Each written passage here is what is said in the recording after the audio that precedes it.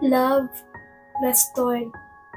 Ang mapansin ng ganap ng isang tao at mahalin kahit papaano, ito ay isang handog ng tao na maaaring hangganan sa mapaghimala.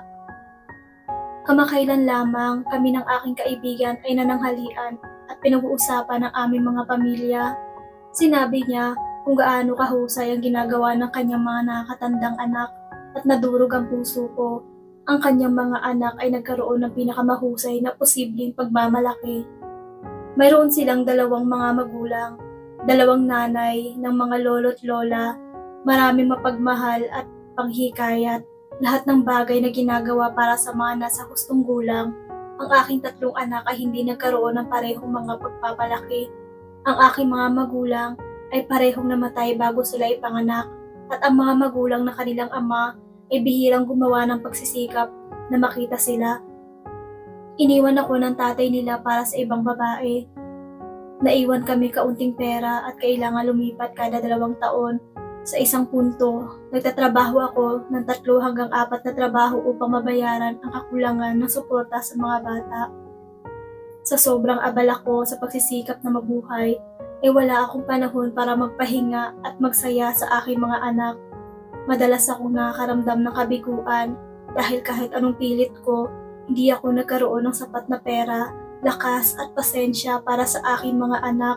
Ngunit kahit papaano, palagi kaming nagkakasundo at naging maayos ang lahat. Parang nababasa ang isip ko, tumigil ang kaibigan ko at sinabing, "Ikaw ang idolo ko, alam mo, palagi kong sinasabi iyan sa mga tao." Iyon ang nagpabalik sa akin sa kasalukuyan. Idolo? Ako? Bakit naman? Pagkatapos ay nagpatuloy siya sa pagkukwento sa akin kung gaano ako nakaka-inspire, kung paano niya hinangaan ang katapangan ko at ang paraan ng pagpapalaki ko sa aking mga anak. Halos hindi ako makapaniwala sa aking pandinig.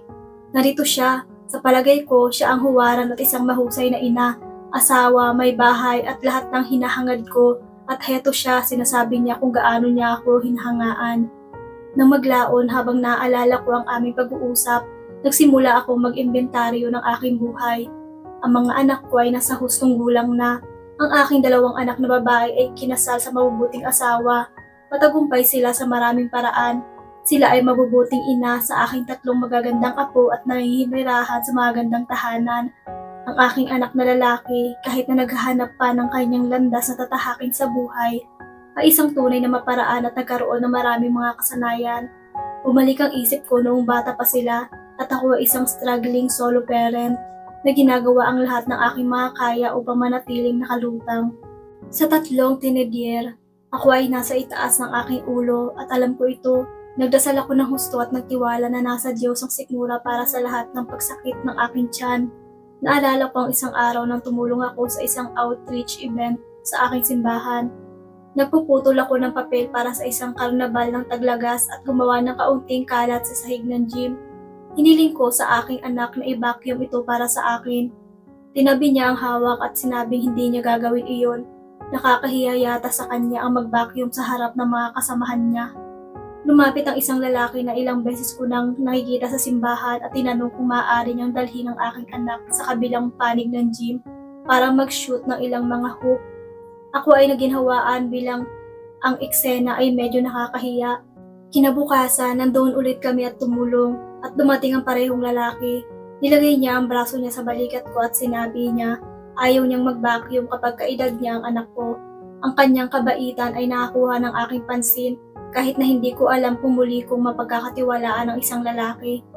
Pero habang mas napapansin ko ang lalaking ito, mas nakaramdam ako ng kagaanan. Sa tuwing lumilingon ako, nasa tabi ko siya.